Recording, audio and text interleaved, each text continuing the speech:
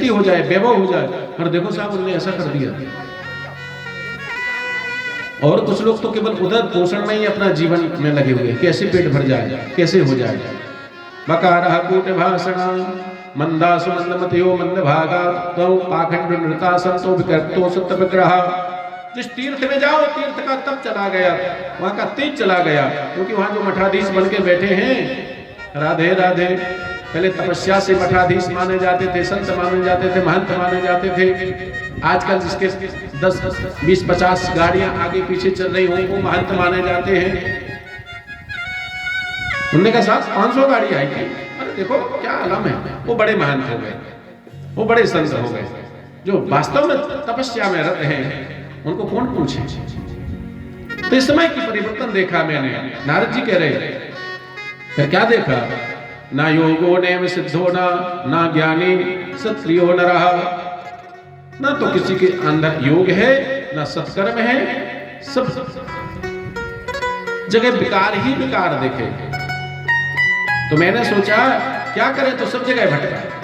भटकते भटकते मुझे लगा कि वृंदावन जाऊं, भगवान कृष्ण का जहां अवतार हुआ वहां तो कुछ संतोष मिलेगा। तो वहां देखा, तत्र आश्रमया दृष्टम श्रीयुतां तम मुनीश्वरः एका तु तरणी तत्रो निष्णान खिन्नमानसः। वहां मैंने एक युवती देखी। कौन देखी? युवती। युवती जानते ना? कोई नहीं जानता। ऐसी माता है। एक माता जी देखी, सुंदर, एकदम सुंदरी थी वो, और उसके बगल में 2 बुजुर्ग पड़े हुए थे, बुढ़े व्यक्ति। और जैसे मैंने देखा, कुछ लोग रो रही थी माताएं। गंगा आदि नदियां पंखा डुला रही थी। मेरे बड़ा आश्चर्य हुआ, तो मैं कुतूहल बस वहां चला गया। पूछा, तुम कौन हो?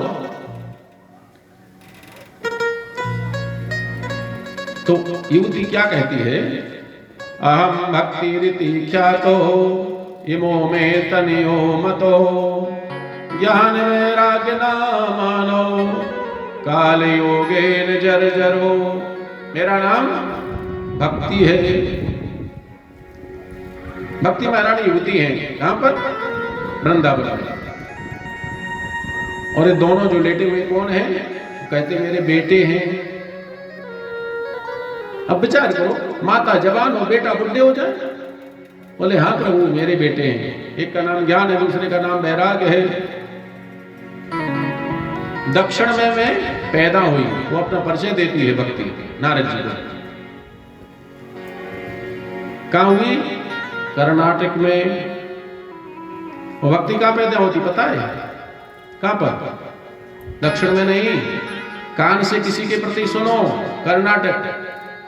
किसी के बारे में सुन सुन करके द्रवण देश में हृदय द्रवीभूत होने लगता है। तो हमारे अंदर भक्ति आती है। तो द्रवण देश में मैं पैदा हुई। तो ध्यान देना, हम कान से जब किसी के बारे में सुनेंगे तो उसके प्रति हमारे भाव बनेंगे। फिर मैं महाराष्ट्र में और बड़ी हुई। फिर अन्य देशों में घूमते घूमते, लिखा है गुजरात में आते आते मैं भी बुढ़ी हो गई, मेरे बेटे भी बुढ़े हो गए। फिर मैंने विचार किया क्या करें, तो ऐसा विचार करके मैं वृंदावन आई। तो मैं तो यहाँ जवान हो गई, लेकिन मेरे बेटे अभी भी उसी स्थिति में पड़े हुए हैं। हे प्रभु दया करो, हे प्रभु दया करो। बार बार भगवान के ऊपर कृपा मांगती है भगवान से। तो नारद जी की कृपा करने लगे। नारद जी ने कहा ठीक है। दोनों लोग ज्ञान वैराग को ज्ञान देने की बात कहने लगे। कहा भी है, यत् फलम नास्ति तपसा न योगेन समाधिना तत्फलम लभते सम्यक कलौ केशव कीर्तनम। भक्ति कहती है कि प्रभु एक कलयुग जब से आया तब से मेरे पुत्रों का ऐसी स्थिति हुई। भगवान परीक्षित ने इनको जीवित ही क्यों रहने दिया? अगर ना रहने देते जीवित कलयुग को तो हमारे पुत्रों का ऐसे हाल ना होते। तो नारद जी कहते हैं कि कलयुग में कुछ भी नहीं है। यत् फलम नास्ति तपसम। पहले लोग बाग सतयुग में यज्ञ करते थे, तब कहीं भगवान प्राप्त होते थे। द्वापर में तपस्या करते थे तो भगवान प्राप्त होते थे। हजारों हजारों वर्ष योग तप साधना आदि करते थे, तब प्रभु कृपा करते थे। लेकिन तब फलम लभते सम्मत कलौ केशव कीर्तनम। और कलयुग में एक ऐसा प्रभाव है कि केवल भगवान नाम ले लो तो अब भगवान प्राप्त हो जाएंगे। कलयुग केवल नाम आधारा, कलयुग में केवल नाम ले लो भगवान का तो ही उद्धार हो जाएगा। तो कलयुग में सब कुछ बुराई है, लेकिन एक ही अच्छाई है कि कलयुग में जो आप कर्म करते हो उसी का फल मिलता है। अगर मानसिक रूप से किसी के प्रति बुरे भाव बना लें तो उसको आपको पाप नहीं लगेगा, लेकिन मानसिक रूप से भगवान का चिंतन कर लें तो आपको पुण्य जरूर मिल जाएगा। तो सब कलयुग में भगवान की कृपा से ही सब कुछ हो रहा है। भगवान जैसा चाहते वैसा होता है। कहा भी न, प्रभु आपकी दया से सब काम हो रहा है। प्रभु आपकी दया से सब काम हो रहा है। प्रभु आपकी दया से सब काम हो रहा है। प्रभु आपकी दया से सब काम हो रहा है। करता नहीं मैं कुछ भी, मेरा नाम हो रहा है। करता नहीं मैं कुछ भी, मेरा नाम हो रहा है। मेरा आपकी दया से, मेरा आपकी दया से सब काम हो रहा है। मेरा आपकी दया से सब काम हो रहा है।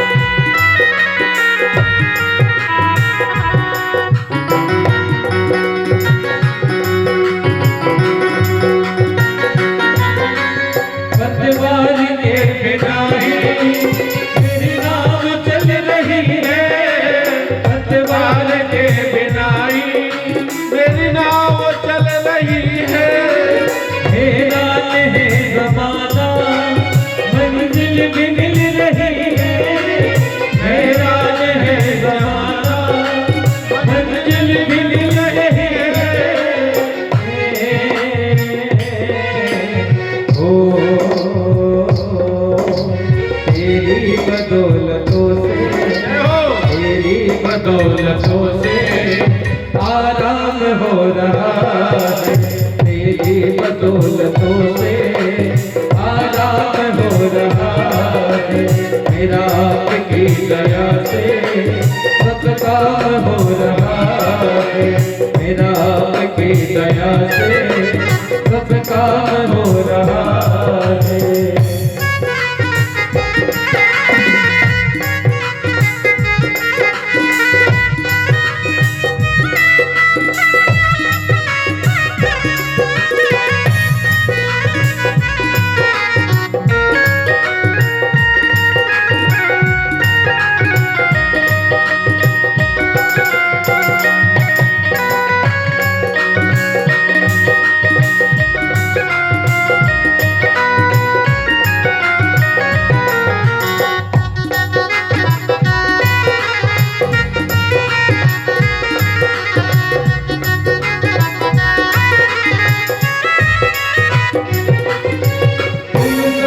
हो जो मेरे किस बात की कमी है।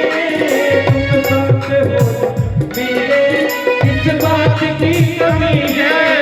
किसी और चीज की अब परवाह भी नहीं है। किसी और चीज की अब परवाह ही नहीं है।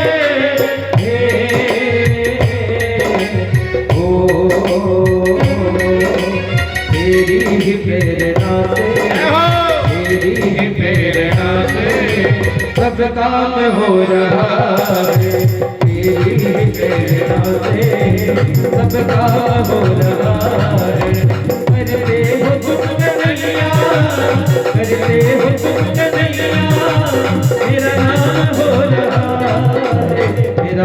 की दया से सब काम हो रहा है। मेरा आपकी दया से सब काम हो रहा है।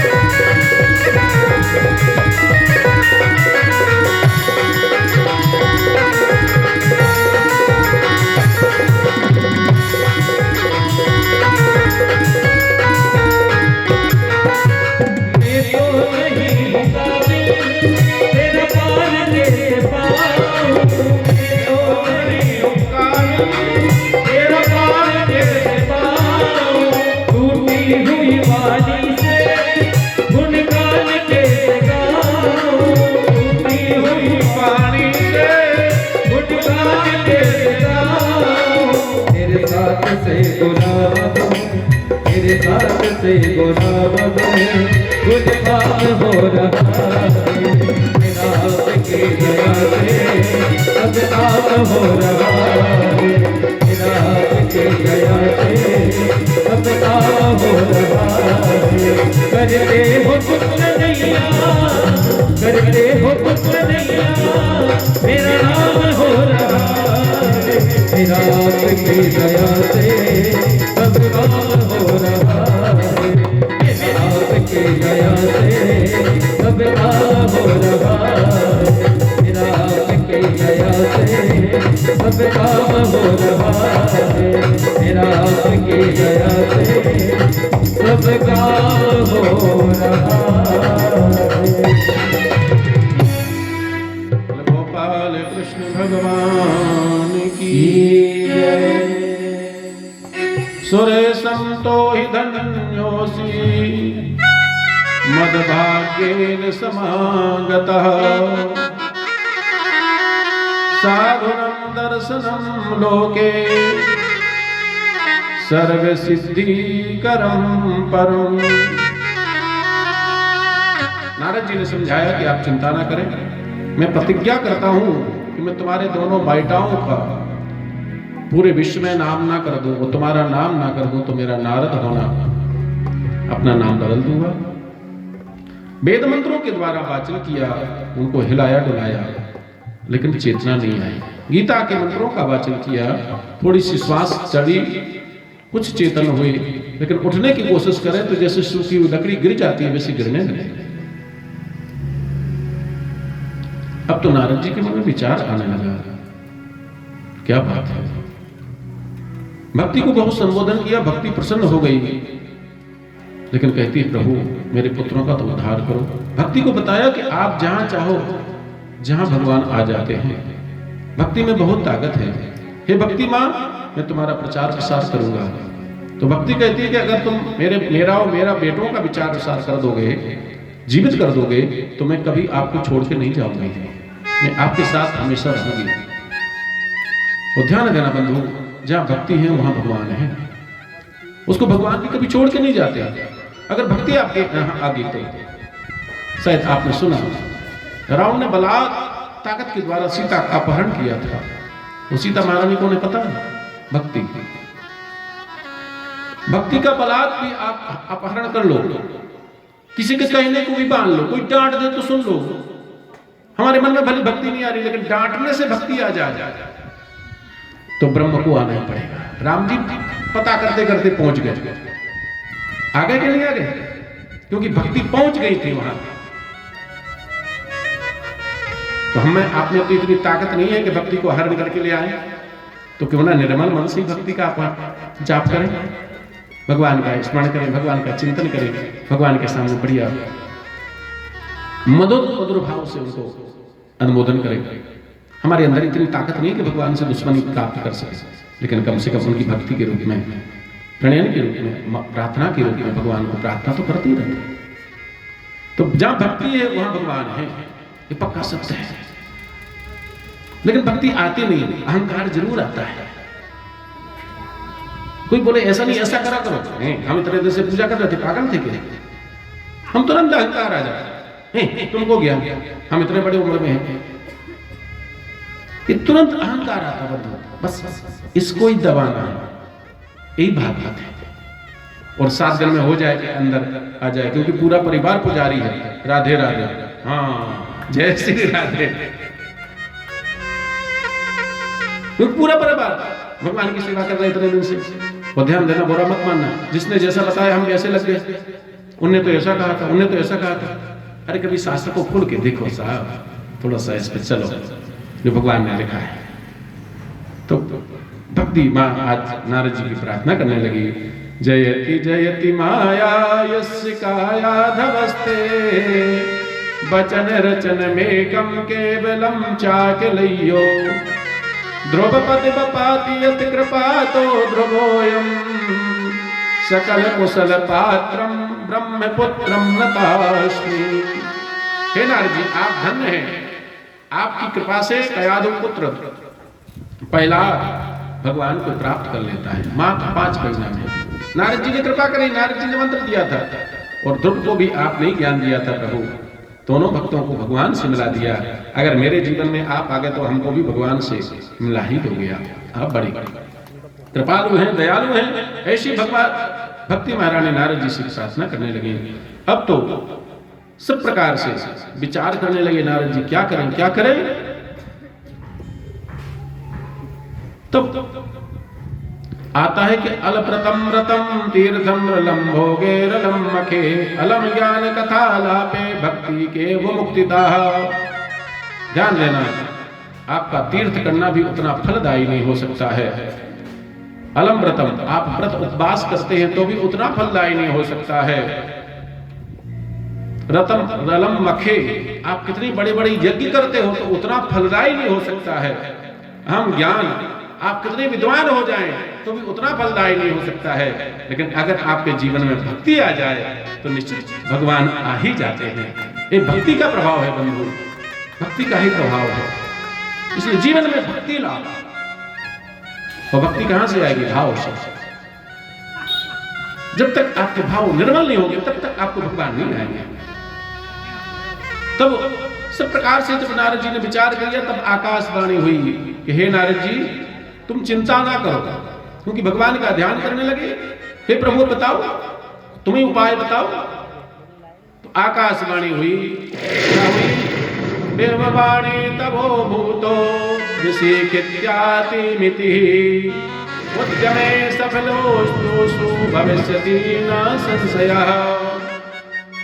व्योमवाणी, व्योमवाणी संस्कृत में है, हम आप कहते हैं आकाशवाणी।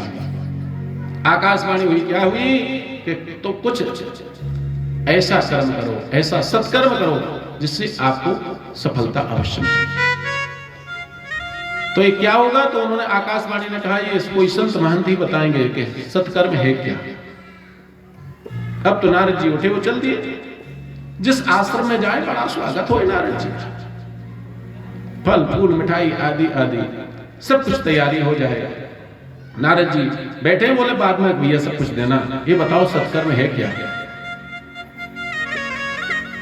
हम नारद जी का चेहरा देख करके बड़े बड़े महात्मा भी बोले कि ये तो साक्षात ब्रह्म स्वरूप है भगवान का ही। क्योंकि दसमस नारदा, जब सृष्टि प्रारंभ करी हमारे ब्रह्मा जी ने, तो 10वें पुत्र नारद जी बनकर के आए। तो ब्रह्मा की संतति है और दसमस नारदा 10वें पुत्र हैं नारद जी। तो जब ब्रह्मा जैसे के पुत्र, जो नारद जी को ज्ञान नहीं तो हमको कहां से पता होगा। किसी आश्रम में जाए और पूछे कि सत्कर्म क्या होता है, तो कोई तो जरीब निकाला, धीरे से कान पर लटकाए, आया नारद जी। कोई बोले कि अभी तो मेरा संध्या का समय है, थोड़ी देर बाद आना नारद जी। धीरे धीरे धीरे धीरे पूरे संसार में बात फैल गई कि नारद जैसे सप्तर्षि को जिसका पता नहीं, हमको कहां से पता होगा। अब तो पूरे संसार में भटक भटक के परेशान हो गए। किसकी चिंता में? दूसरों की चिंता में। भक्ति को कैसे सुख मिले, ज्ञान वैराग्य को कैसे सुख मिले, इस चिंता में। ध्यान देना, संत वही है जो दूसरों के दुख में दुखी हो जाए, अपने लिए कुछ ना चाहे, वही संत है। और हम आप राधे राधे। तो भगवान भटकते भटकते बद्रिकाश्रम में गए कि अब तो समाधि लगाऊंगा। वहां पहुंचे तो सनक सनंदन सनातन सनत कुमार से मुलाकात हो गई। तो उन्होंने पूछा, नारद कहां से आए हो? तब इन्होंने सब बताया कि मैं ऐसा ऐसा वहां गया और ऐसा होकर के दुखी होकर के आया हूं। कहां से शुरू हुआ था? इसी हुआ था ना शुरू कथा था, राधे राधे। तो उन्होंने कहा ये तो पहले से पता है, पहले से प्रकाशित है, पहले से बना दिया गया। बोले प्रभु तुमको पता नहीं हमने क्या किया? क्या किया? वेद मंत्र पढ़े, गीता पाठ पढ़ी। तो उन्होंने कहा क्या करें? तो सनक सनंदन सनत कुमार कहते हैं कि आप ऐसा करो, नारद जी श्रीमद् भागवत पुराण सुनाओ। देखो यहां थोड़ी सी राधे राधे है। जब विद्वान से विद्वान मिलेगा तो विद्वता की बात होगी, डॉक्टर से डॉक्टर मिलेगा तो औषधि की बात होगी, और किसान से किसान मिलेगा तो बीज कौन से समय किस होना चाहिए इसकी बात होगी। अब यहां विद्वान से विद्वान मिल गए तो उन्होंने कहा प्रभु वेद बढ़ा के पुराण। जब वेद पाठ सुना दिए कान में तो होश में नहीं आए तो पुराण सुनाने से होश में आ जाएंगे क्या? तो कहा नारद जी बैठ जाओ। पहली बात तो आपने अपने पिता ब्रह्मा से चतुर्श्लोकी की भागवत सुनी थी, और आपने जब व्यास जी को ज्ञान दिया था तो बोले हाँ प्रभु। बोले जैसे आम का पेड़ लगा हुआ, विशाल पेड़, वेद क्या है? वृक्ष है, पढ़ा भी होगा आपने, वेद वृक्ष। एक वेद का बालक बैठा है, वेद को वृक्ष कहते हैं ना, वेद वृक्ष है। तो वेद, अब आम का पेड़ लगा हो तो तुम उसकी जड़ खोदो और उसको खाओ, तना खाओ, पत्ती खाओ, तो क्या स्वाद देगी? और वही जब आम का फल बन के आ जाएगा और आप उसका रस चूसोगे तो आनंद आ जाएगा। हे नारद, ऐसे ये पुराण है, ये वेद और शास्त्र के सबको सार को मिलाकर के बनाया गया है। जिस तरह से दूध में घी समाया हुआ है लेकिन दिखाई नहीं देता है। अगर घी खाना है तो आपको पहले दही बनाना पड़ेगी, फिर मंथन करना पड़ेगा। आजकल तो एक मशीन आ गई, दूध में से भी घी निकाल लिया जाता, जिसको सपरेटा का दूध कहते हैं, लेकिन उसके लिए भी मंथन जरूरी है। बिना मंथन के तो भी नहीं निकलता है। तो जब तक आप चिंतन नहीं करोगे नारद, आप चिंता ना करो। अपन करते हैं भागवत, कैसे करें, कहां करें? तब नारद जी के मन में विचार आया है कि हाँ अब ठीक है। तो आनंद नाम का वन कहां पर? हरिद्वार के पास में है। वहां ना तो ज्यादा ऊंचाई है ना ज्यादा नीची है। आनंद नाम के वन में नारद जी श्रोता बन गए। तो सनक सनंदन सनातन सनत कुमार वक्ता बनने के लिए तैयार हो गए। कहने लगे कि ठीक है आप ही कथा सुनाओ। बोला ठीक है हम सुनाते हैं। सुन नारद वृक्षा में ब्रह्माय विवेकना, गंगाधार समीपे तू तट आनंद नामकम। और जैसे ही मालूम पड़ा कि आनंद नाम के तट पर श्रीमद् भागवत हो रही है, तो नाना ऋषि गणे जुष्टे देव सिद्धे वेदता, नाना तरुलता किरणम नव कोमल बालुकम। वहां सुंदर बालू बिछी हुई थी और सुंदर आनंद में था। और जैसे वहां प्रारंभ किया तो सब लोग आने लगे। कौन कौन आए? सभी ऋषि मुनि आए, गंगा आदि नदियां आई। भृगु वशिष्ठा चवनस्य गौतमो, मेधातिथि देवल देवरातो, समस्त थागादि सूतस्य कालो, मृकंड पुत्रो जित पिप्पलादो, योगेश्वरो व्यास पाराशरो च, छाया सुको चा जललिप्त मुख्या, सर्वेभ्यै मुनिगणा सह शिष्य पुत्रः, स्वास्त्रीभिर्यो प्रणतोत युक्ताः। सभी लोग अपने स्त्री पुत्रों के सहित वहां पर निवास कर आने के लिए तैयार हो गए। सब लोग आ गए, सभी तीर्थ आ गए, सब प्रकार की नदियां आ गई, सब प्रकार के भवन आदि वहां के रूप में बन करके आ गए। और बताते हैं कि अभी भी उस समय भी भागवत हो रही थी तो उस समय भी किसी के अंदर गुरुता थी। गुरुता जानते ना, अहंकार, मेरे को तो बुला ही नहीं भैया। क्या मऊ खेड़ा वाले सभी लोग भागवत हो रही है तो भैया अगर वैष्णव परिवार में निमंत्रण नहीं दिया हो तो हम दे रहे हैं, आप लोग अवश्य पधारें। अगर वैष्णव परिवार में निमंत्रण नहीं दिया हो तो मेरी तरफ से निमंत्रण है। पूरे मऊ खेड़ा नहीं, आसपास के जहां तक आवाज जाए और जो लोग सुनना चाहें। तो ऐसा हुआ तो क्या हुआ गुरोतनात्यात्मो भृगु संबोधना चेतो। जिसको अहंकार था तो भृगु ऋषि गए सबको बुलाने के लिए, हे प्रभु पधारो, हे प्रभु पधारो। भृगु सबके घर में गए और सबको बुला लाए, क्योंकि अहंकार पहले भी था आज भी है। तो बंधु ध्यान देना, ये अहंकार का विषय नहीं, ये तो भक्ति का विषय है। अगर आप सुनोगे और हो सकता आपके जीवन में एकाध विकार भी चला जाएगा, एकाध व्यसन भी चला जाएगा, तो निश्चित आपका उद्धार हो जाएगा, आपका जीवन सफल हो जाएगा। ऐसा प्रारंभ हो गई कथा। कथा भागवती तस्व नित्यम भगवती यदिग्रहे तदिग्रहे तीर्थ रूपम ही वस्ताम पापिनाशनम। बताते जहां भी भागवत कथा होती है वो तीर्थ बन जाता है। जहां पर भागवत कथा रखी रहती है वहां कभी पाप निवास नहीं करते हैं। हमारे वेदों में भी लिखा है कि वेद जहां रहते वहां पाप निवास नहीं करते, लेकिन वेद की पूजा नहीं करना, ध्यान देना। नहीं तो रोज ना केवल आरती भागवत भगवान की, आरती उतारने से कुछ होने वाले नहीं, ध्यान देना। भागवत में जो लिखा है उसको आचरण में लाने से होता है। नहीं तो रोज ना भागवत की आरती करो, भागवत की आरती करो, राम जी की आरती करो, गणेश जी की आरती करो। लेकिन गणेश जी कैसे बने पता है? पहले पूजा कैसे हुई पता है? जब देवताओं में युद्ध छिड़ गया, पहला पूजा किसकी हुई? राधे राधे। तो युद्ध होने लगा, मैं बड़ा मैं बड़ा मैं बड़ा मैं बड़ा। भगवान शंकर को कहा कि कैलाश पर आप इनके न्यायाधीश बन जाओ। भगवान न्यायाधीश बन गए। और जब देवता लोग आए तो गणेश जी का शरीर भी थोड़ा सा राधे राधे था, लड्डू बहुत खाते ना, हाँ तो राधे राधे था, और वाहन चूहा। तो देवता लोग हंसी उड़ाने लगे, लेकिन शंकर जी खून का घूंट पी गए, कुछ बोले नहीं। बुरा तो लगा उनको, मेरे बेटा की हंसी उड़ा रहे, लेकिन क्या करें भाई, निर्णायक न्यायिक का काम है, जज का काम है कि मौन होकर बैठना। और जैसे ही जब तैयारी होने लगी तो सब लोग दौड़ लगाने के लिए तैयार हो गए। और उन्होंने कहा कि न्याय संगत होना चाहिए, दौड़ में कोई जीत जाए ऐसा नहीं, क्योंकि प्रथम पूज्य बनना है। पूजा किसकी होना चाहिए? जिसके अंदर आचरण हो, और जिसके अंदर आचरण ही नहीं, कितने विद्वान हो जाए, कितनी ताकतवर हो जाए, कितनी पद वाला हो जाए, अगर आचरण अच्छे नहीं तो पूजनीय कैसे हो जाएगा? तो सब लोग तो दौड़ लगा गए और गणेश जी रुक गए। माता ने कहा बेटा जल्दी जाओ, पीछे रह जाओगे तुम। उन्होंने कहा मां रुको रुको।